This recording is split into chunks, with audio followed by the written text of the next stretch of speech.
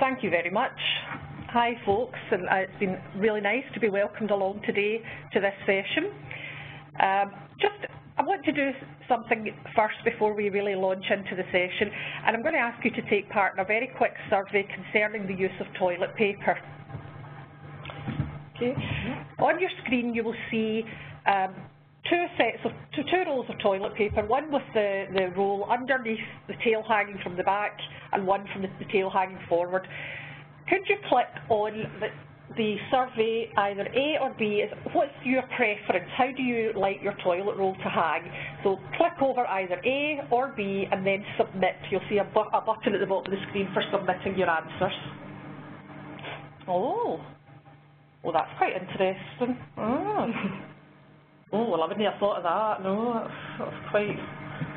Right. Interesting, folks. Yep. Okay. So okey-doke. Right, well, now what we'll do is we'll move on to the session, but I'm going to tell you a little bit, just a small bit about Carers Trust and a wee bit about myself so you've got an idea of the background. Carers Trust Scotland is one of the national carer organisations working in Scotland, and we exist to provide support and information through our network partners across Scotland and through young carer services across the nation to ensure carers can have the best possible life alongside that of caring. I myself am a carer. My husband has mental health problems, and I know how hard it is to live with someone experiencing mental health problems. I was previously a nurse, a psychiatric nurse, so I thought I knew everything there was to know about living with somebody or caring for somebody with a mental health issue, and that goes flying out the window when it's 3 o'clock in the morning and the person's really ill and there's no team around you. So I have really learned a lot over the past few years. My passion is around carer and patient involvement and of them being seen as equal partners in care. In the WebEx today, we're going to look at triangle of care as a tool which can be used to enhance carer engagement. Now, when I talk about carers, I'm referring to unpaid carers of all ages. Of course, in your line of work, you're more than likely going to be dealing with parents or those who have parental responsibilities, and they may not want to be given the label of carer, and that's perfectly fine. However, we would encourage, at Carers Trust, we encourage parents to view themselves as carers for the simple reason that the term can open up other doors for them, such as access to carer support services, an adult carer support plan which replaces the old carers assessment, and the possibility of accessing respite care. It's not essential that parents refer to themselves as carers, but for this presentation I'm going to use that term and ask you to keep in mind also that I'm talking about unpaid carers here.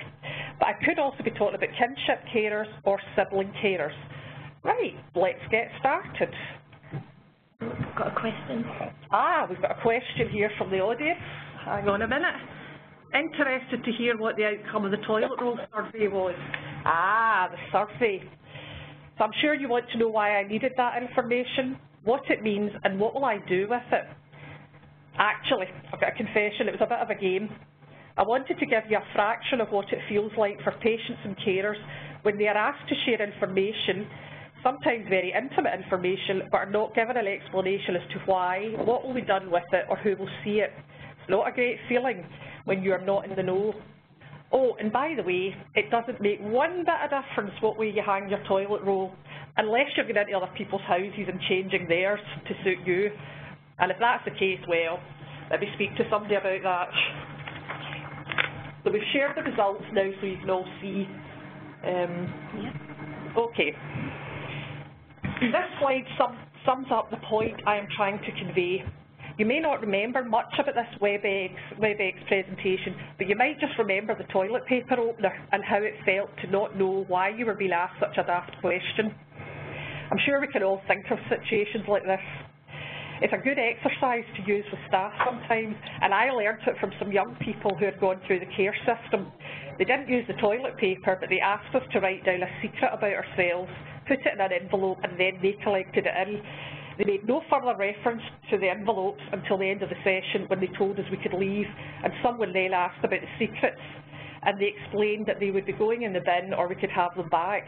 The point was this was how they felt, constantly being assessed by various agencies and never having control over who saw their personal information or why or what was done with that information.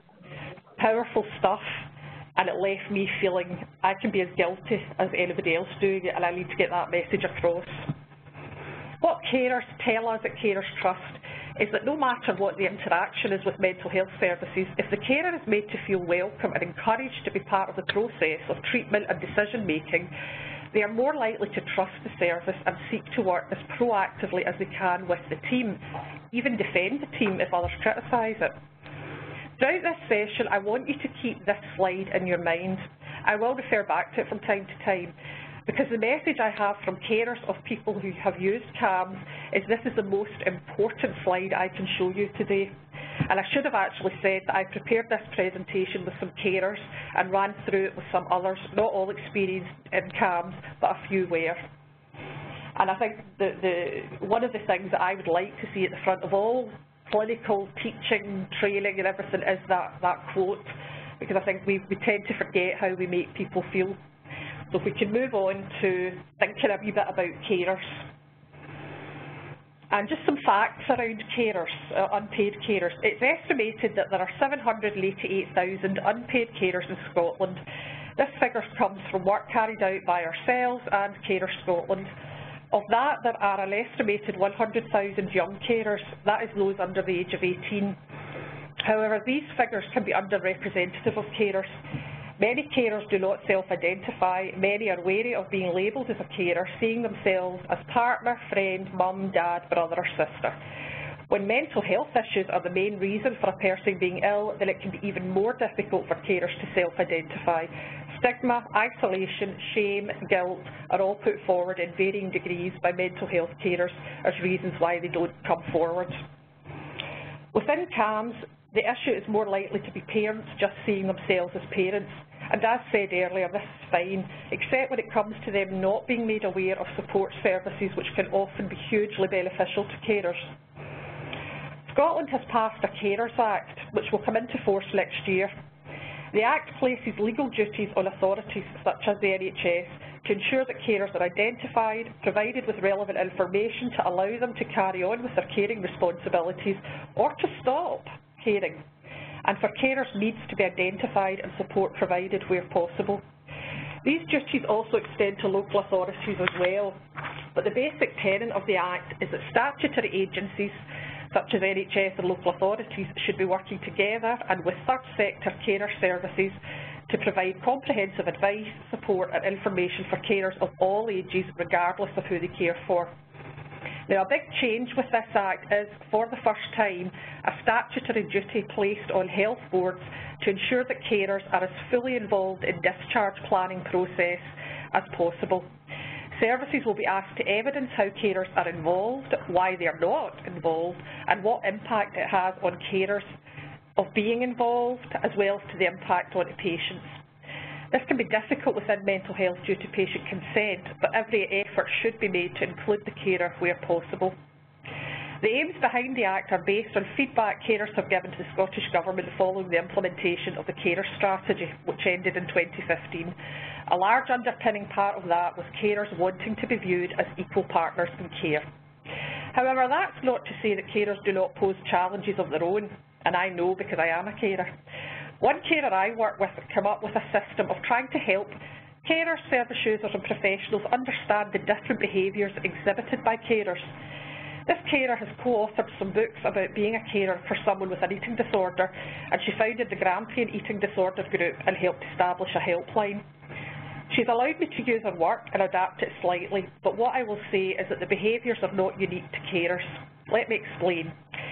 As we go through the rest of this slide, I want you to think about what I'm going to say. Now, I'm not a David Attenborough here, so I'm not going to give you a zoology lesson or anything, but I just want you to think about some of the behaviours that the following animals exhibit, and think, actually, that's not unlike a lot of human behaviour. Think of a time when you may have acted in this way. So the first animal that's on your screen is the kangaroo. Well, what do we know about kangaroos, apart from the fact they come from Australia? Well, they jump about, sometimes in life, whether a carer or not, your mind is racing all over the place. You start out on one task only to end up doing a few others. Very common for carers, as they could be caring for more than one person or holding down a job or an education. However, the key thing about kangaroos is that they keep their young in their pouches for quite a long time and do not let them out of their sight. If they sense danger, they scoop up their young and put them straight back into the pouch for safety. Now, as a carer, I can feel like this. My husband's a bit big to be putting in a pouch, certainly, but when my husband has had to be admitted, I had the feeling of handing the most important person in my life over to strangers. As an ex-nurse, I knew what would happen, but that did not reassure me. How do I know how good you are as a nurse or a doctor? How do I know how safe he's going to be? I am the one who can keep him safe. Sound familiar? Think about the first time you drop your child off at school or wave them off to uni for the first time. Did you always feel great? Did you want to keep them safe and with you at all times? For carers, it can be hard to let go of the person they care for. It must be really hard for parents to hand over the care of their child, no matter how old he or she is, to others. We are brought up to believe that, as parents, children are our responsibility, so it is hard to have to reach out and take help from others or hand over some responsibility. A carer in this kangaroo stage is likely to be quite jumpy about suggestions around parenting, be overprotective and want to speak on behalf of the child. They are more likely to want to be in on the meeting so they can protect that child or even protect what the child is telling you about their parents. This can be a very stressful situation for a carer to be in, especially a carer whose child has turned 16 and is seen by professionals on their own. And again, that helps to explain maybe some of the issues that you have in working with carers, because they are so protective, and the overprotective carer, just like the overprotective parent or the overprotective husband or wife, can be very difficult to work with. Next. Now, the next one is the bull in the china shop, or the raging bull. I'm sure we've all come across people like this, and I know I have definitely acted like this as a carer. And just about all carers I speak with identify with this. This results from not being listened to being dismissed or ignored. It can result in poor non-verbal communication, which can send out the wrong message to someone. But this can also be because the carer has multiple other roles to be doing, and you just happen to be the last person he or she says that day, so you get it. When you've been in this situation, what caused it and how did you feel about it? Did it leave you feeling energised and positive about the day ahead? I doubt it. This is a tiring and not very helpful state to be in, but as humans, sometimes we just need to be in it and deal with it. Working with carer support services, a carer can be encouraged to deal with anger issues or feelings of not being valued. They can share these in safe places and rehearse with workers how to communicate their issues without resorting to wrecking the china. Think about carers you work with. Have you ever did something which may have caused them to react like this? Have carers ever did something which has caused you or your service to react like this? If we move on. Next, we have the jellyfish. So jellyfish are known for their stings, and this could be comparable with those people who say nice things to you, then they say something else which definitely has a sting in it. They might be nice to your face, but run you down in front of other people. However, more than the sting, jellyfish are actually quite timorous creatures, and they can represent the carer who is just scared of everything. This can be the person who won't challenge, who is anxious about attending meetings, so therefore may not actually engage much with the team. It doesn't mean they don't care, it just means they may need extra support to deal with their anxiety about dealing with professionals. Remember, this is your day-to-day work. For carers, it can be all too unfamiliar and scary. When you qualified and it was your first day of work, how did you feel? Could you take on your superiors and challenge them over practice of decisions? Did you find some were nice to you, even though you were not sure about them, but best keep them on side? Okay, and the next one is the ostrich. I'm sure we've all done this from time to time, bury our head in the sand. I have known carers who, on admission of the person into hospital, will then say, right, I'm off on holiday for 2 weeks. Not because they don't care, but because they have had enough to put up with and can't take any more. They just need a break and don't want to know at this time. They just need respite. It can be hard for carers to hear about treatment options and maybe have to make a decision, especially for a child.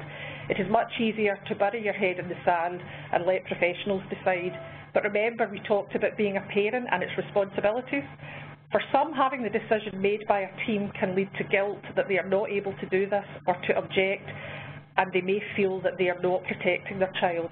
Can you see how easy it is to switch between all of these? I know I have, sometimes in the space of a day.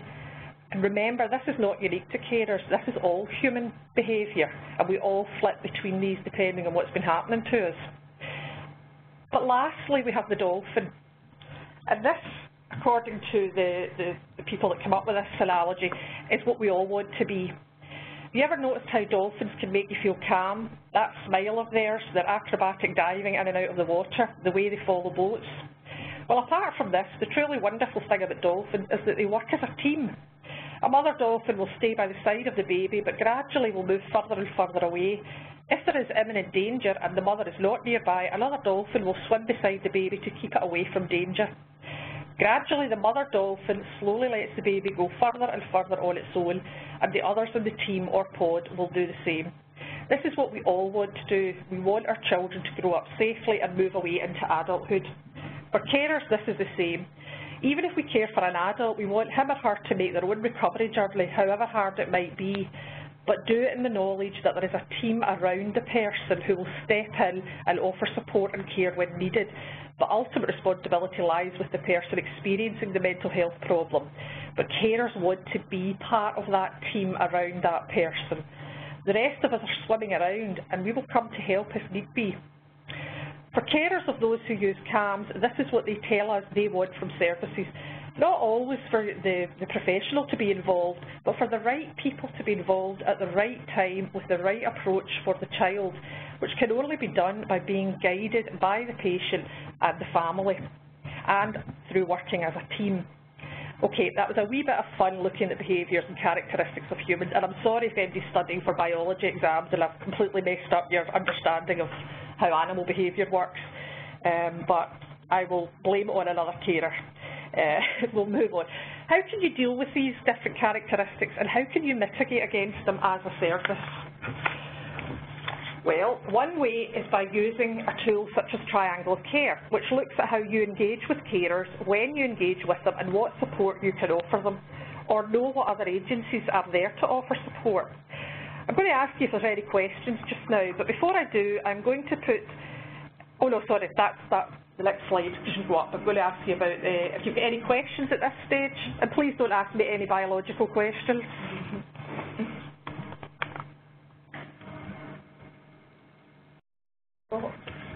Looking through the chat box. If anyone's got any questions, just pop them in the chat box. No. Okay, so has that all been as clear as mud to everybody then? No burning questions? Okay, well, we can move on, and we'll have a wee look. There's the time at the end for questions as well, folks. Now to look at Triangle of Care. This is just one tool, but it happens to be a tool which is working well within adult services for engaging with carers. It was developed by mental health carers in England and adapted for use in Scotland by myself in 2012. It is now being rolled out in all adult mental health services to varying degrees across Scotland. It has been so popular and well received that the pilot's Triangle of Care approach that we used in Dumfries and Galloway has now been nominated for a Nursing Times Award as part of their joint working with third sector agencies and users and carers, which we are extremely proud of. So that shows that it is working. Carers of those who use CAMHS have asked why it is not in use within these services. I suspect, apart from maybe not knowing about it, is that it is not fully fit for CAMHS purposes, and that's fine. That is part of today, to ask you to think about Triangle of Care and how it could be adapted to fit into your service. We've had to do this for forensic and community services, so there is no reason why it can't be done for CAMHS. I'm not asking you to adapt it, by the way, but to work with me, or at least review the adaptations we make, and more of this later. Triangle of Care is a self-assessment tool. It consists of 6 standards, and each standard has a set of criteria which staff self-assess the service against. It's about promoting best practice across Scotland, so this means about sharing work and styles of working. It's not about reinventing the wheel. If your service can evidence good engagement with carers and carers give similar feedback, then fine, but let's learn from how you did it. Let's share this. The self-assessments are done on a traffic light basis. Green would be where you are meeting over 80% of the standard. Amber, where you're meeting between 50 and 80%, and red, where you are below 50% of meeting the standard. Once the self-assessment is carried out, then an action plan is drawn up to address those in amber and red. Those in amber might be things out with the control of the service, so there is no need to action these, but all reds need to be looked at. It's a team approach, and that includes management. It may be that you are not routinely recording information you get from carers, although I don't imagine that is the case with CAMHS, but you never know. To address this, you may need to redo some of your paperwork or IT system to accurately record information. And going back to the Carers Act, the Scottish Government will want you to evidence how you are involving or not involving carers and what steps that you've been taking to involve carers. Above all else, Triangle of Care is about communication and how that is done and how that impacts onto how a carer feels. Remember the Maya Angelou quote and about how people are made to feel? Communication is not just verbal or written. It is about how carers and service users are greeted, welcomed, etc. Thinking back to the animal analogies used earlier, which one do you think you would see? Thinking back to the animal analogies used earlier, sometimes those behaviours are the direct result of not being made to feel welcomed.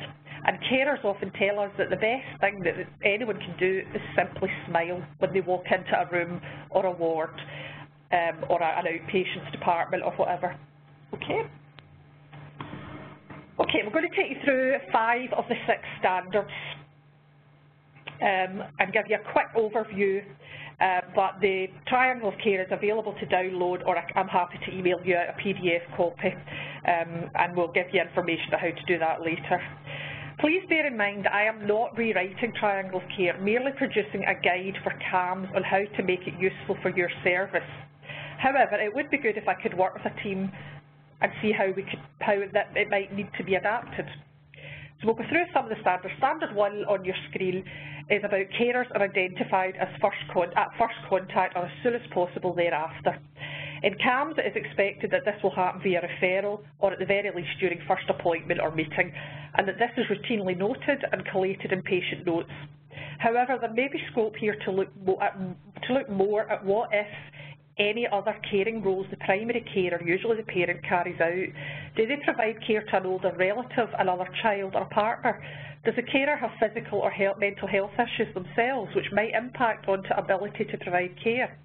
If there are other children in the family, do any of them provide care and support to the child? Or are they providing care to another family member to allow the parent or carer to support child who is using CAMHS? The reasons for wanting to know this are twofold. One, it gives you information about what life is like for the family and therefore what family life is like for the child. And secondly, it allows you to signpost the carer or young carer to relevant support services which can provide other forms of support to the carer and family. And I think thirdly, it makes carers feel valued, that somebody has actually recognised the work and the role that they've been playing in supporting this child or adolescent. Standard 2.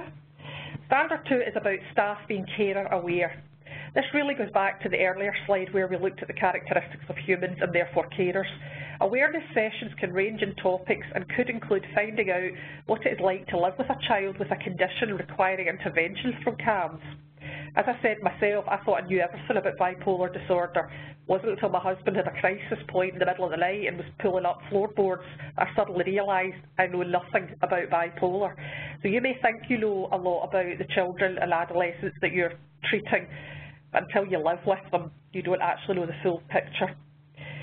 It might be around discussions about how best to provide support to carers and families, setting up a carer support group, understanding the impact of being a young carer and the impact of being that young carer on their education and future prospects. The training might be around finding out about local carer and young carer services in your area, understanding of carer legislation and carer rights. These are all things which improve staff's understanding of the issues which affect carers, but also can enhance confidence in providing information to carers. It can also be about communicating with carers. So how do you communicate with the raging bull and maintain a relationship with the family? Ideally, the training should be developed and co-delivered by carers and young carers. Okay, Standard 3.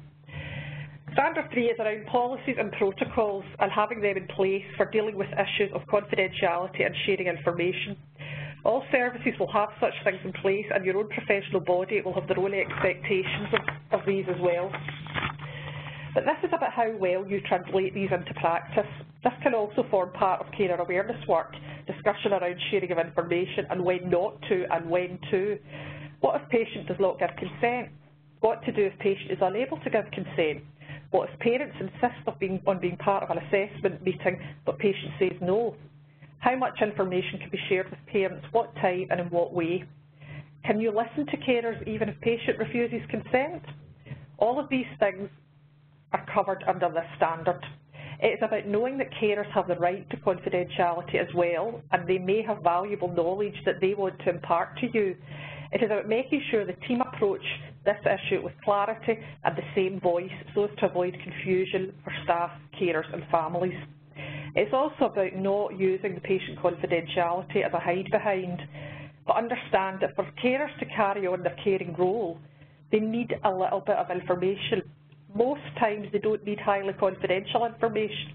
If you can Google it or look it up in a book, you can discuss it with the carer or the family. And there's nothing to say that you can't sit and listen to a carer. The standards, I have to say, work both ways. The carer support services will work with carers to ensure that they understand the right way to ask for information and not go charging in like the raging bull demanding to know everything. Okay, the next standard. This is information given at all points during the care pathway, the relevant information at the relevant time. Don't give everybody the information at the first meeting because they won't take it all in.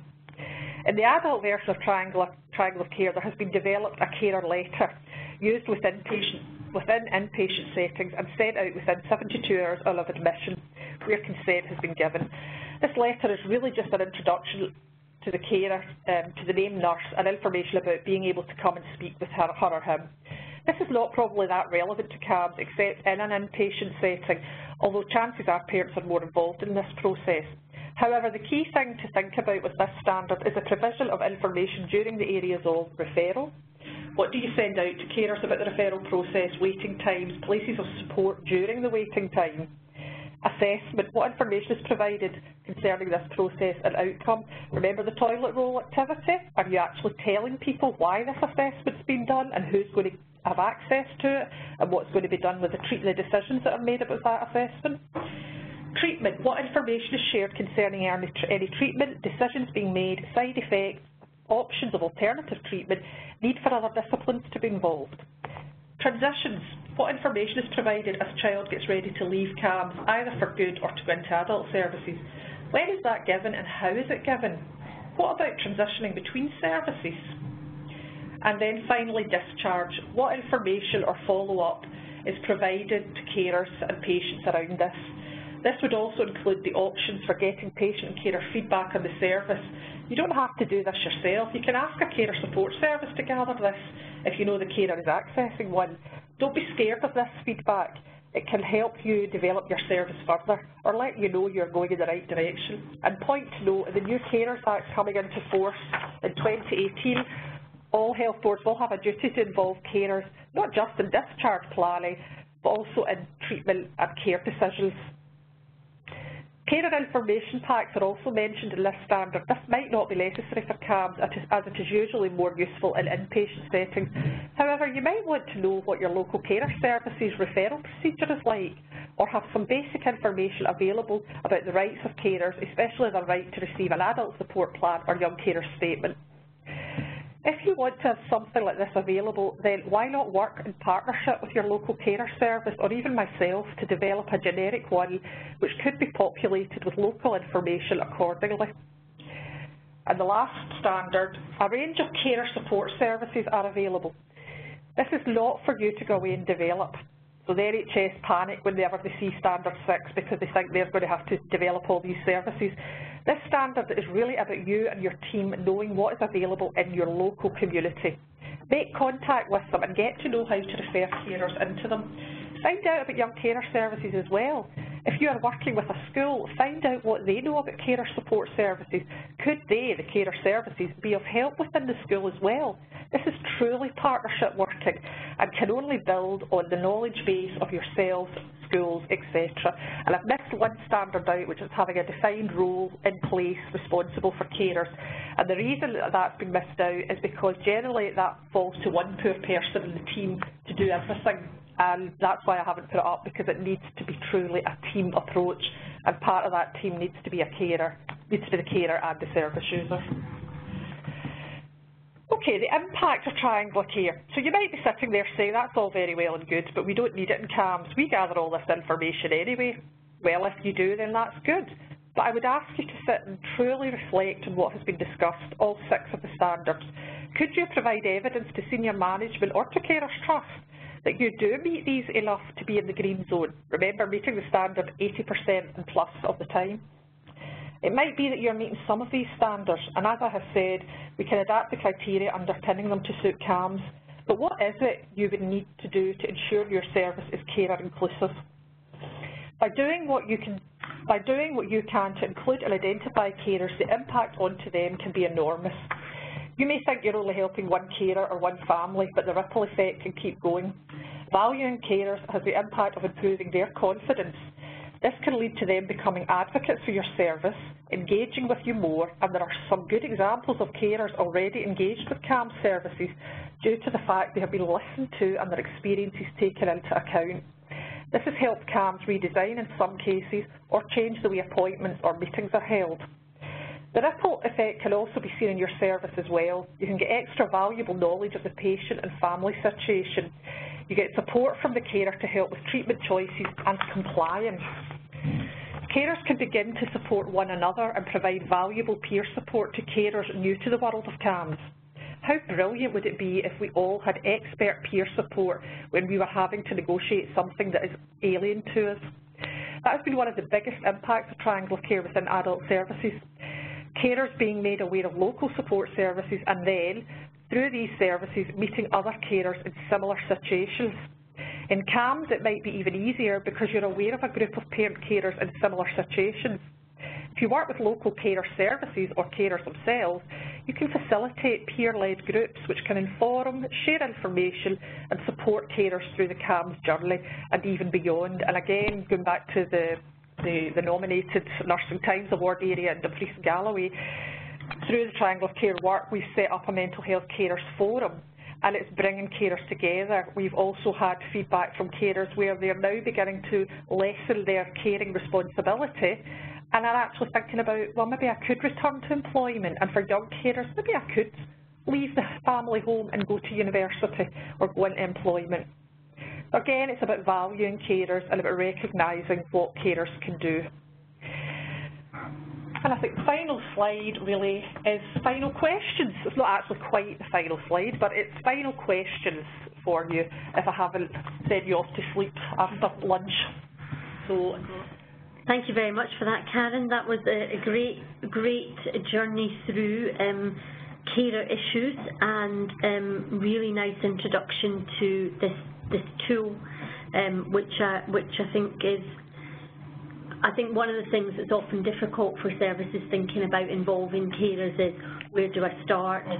So it seems to me from what you've been saying today that this tool is a potential place for services to start. And I also heard you, I think, make a couple of invites or a couple of offers there, one of which was, are any of you interested in working on adapting triangle care for CAMHS? And I think we have Leslie from Glasgow who's already saying in the chat box that she's certainly a person who is interested. And I think the second thing that you were offering there was thinking around carer information or carer introduction pack, and perhaps doing some work to develop a template for that other people could populate locally. And I think that sounds like a great offer of support there as well. And I guess anyone who knows me knows that I would also be interested in thinking about that, is could we do that digitally as well as on paper, because certainly if not their carers, the kids themselves are very used to accessing things on the web. Yeah. So that was just a bit of a roundup of the offers that Karen's made you there, and I'm just going to go across to, whilst the rest of you are thinking of your questions and putting them up, a question that had come in earlier that I put up, which was, how much extra work do you think using a tool like the Triangle of Care is going to cause for a service? Yeah, very relevant question. From the evidence from the adult mental health services, there was a bit of extra work at the beginning, but not so onerous that it couldn't be done. And in actual fact, once they started to get into the tool and do the action plan, it fitted in with a lot of the other pieces of work that are being asked of them. So some of them were using their safety huddles, for instance, or huddle briefings or whatever they're called, to discuss carer involvement and how did you handle that carer, because I noticed he was a wee bit upset, things like that. So it was actually beginning to fit into the routine of the team, whether that be in the ward situation or not. It's not about, Triangle of Care is not about giving staff extra work to do. It's about working in partnership with other people who can help reduce some of this workload and take some of that responsibility away for having to design forums or whatever. Your forums are probably very good and worthwhile and fit for purpose, but we've already developed forums in Dumfries and Galloway for the adult services, so maybe they can be adapted for CAMHS use for recording things like what happened to the lead up to an admission or a crisis that caused a necessary referral to CAMHS. What did the carer actually do to try and manage that? Because sometimes carers come with some fantastic tips that you might never have thought of. Sometimes they come with tips that ethically you can't do, but that's just life. But they do come up with tips and suggestions that they've had to try at home. Because remember, these folk are sitting waiting on waiting lists for quite a while, and they're having to get maybe a wee bit inventive about how they cope with this young person until they can actually get into the service. So it's not about giving you extra work to do, it's trying to get information together that hopefully can help you with your role.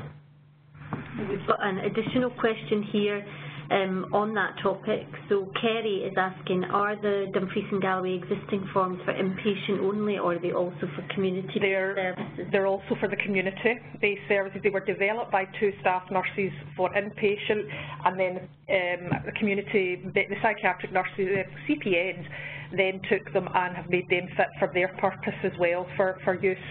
And it's that whole community approach plus inpatients that the work's been nominated.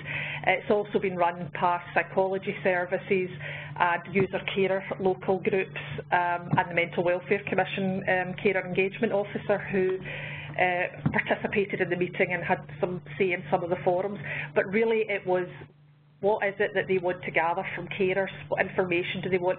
It can also be things like the behaviour of a patient that maybe is a bit unusual, but when you talk to the family they say, well no, actually he's always been like that. So it's about how do we gather that information from the families. But yeah, the forums have been adapted for community. We've got a question here about whether you yourself, in this process of developing and using the Triangle of Care, have been involved in any improvement projects to do with Triangle of Care? We've certainly been involved with the SPSP Mental Health, and the Triangle of Care is reported regularly back to the development group on that. And we've looked at, in one of the medium secure units, we did a force field analysis piece of work to see what would be the benefits or the barriers to putting Triangle of Care in. And this was done both within the forensic side and within the general adult psychiatry. And in actual fact, the forensic service couldn't come up with great barriers. They came up more with opportunities that they could see how this would operate. The general adult psychiatry side had a bit more barriers, but none of the barriers were insurmountable. So that's one of the kind of improvement pieces of work that we've been doing. Within Dumfries and Galloway, certainly the staff there have been doing small tests of change, such as things like the carer's letter. Is that successful? Do carers like it? Do they feel that it's worthwhile? Carers were saying, yeah, we like it, but it's too long, it's too wordy. Could we do it digitally? Could it be a text message that's sent out? All of these kind of things. And we regularly report those back to the SPSP, as well as meeting with carers as part of our job with the Scottish Patient Safety Programme to look at how we can get carers more involved in trying to reduce harm. Yeah, great. So actually quite a lot of examples of how people have been using improvement QI methodology to embed triangle of care in their services. I've got another question here from Angie, and Angie is saying, have you any experience of the triangle of care being used in third sector organisations? We haven't, apart from our own organisation, where the local carer services that we support would be using a tool like triangle of care, particularly around the carer awareness standard and making carers more aware of their rights and responsibilities, but also making them more aware of the responsibilities towards mental health staff. Because it's all mental health that I'm involved with, that's the primary focus, so that they know how to challenge effectively, how to advocate for themselves, so that we're reducing that raging bull coming in. And we can all think of examples of people, carers that are at the end of their tether screaming at you. How do we then help them to reduce that behaviour? So they've used it in that, but we don't routinely use the self-assessment part of it. That is in the pipeline, and we're working with our network partners to look at, again, probably adapting it to suit the third sector organisations, as we've had to do it for forensic services. But I'm only one person in the organisation covering the whole of Scotland, and I didn't get given a TARDIS when I joined, so I am gradually getting round. And of course there's the big issue of funding to sustain this work, but so far we're 3 years funding is secure, so from now, so we're doing okay. That's good to know.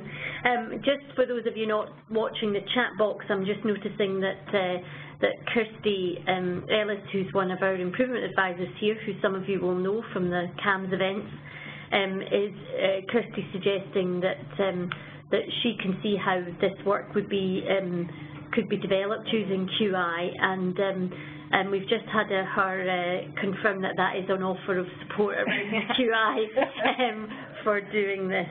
You never miss a trick, Kirsty. Just also to say that this isn't unique to Scotland. CAMHS in England are they're working on a development of triangle of care with my colleague down south. And the way that they've done it there is probably the way I'd like to do it here, which is taking one team in a region, I think it's somewhere in the north of England, they're working with the whole team, with the carers, with the service users, and looking at the tool and how can we adapt that, how can we make it fit for purpose, and then getting that sort of peer reviewed and then roll it out, pilot it within that service, and then the results from that, the learning from it, they will then share with other CAMHS services throughout England. I don't know how far along they are, but I think they're pretty certain to start the pilot process by the end of this year, so I can keep people informed as to how it goes down in England.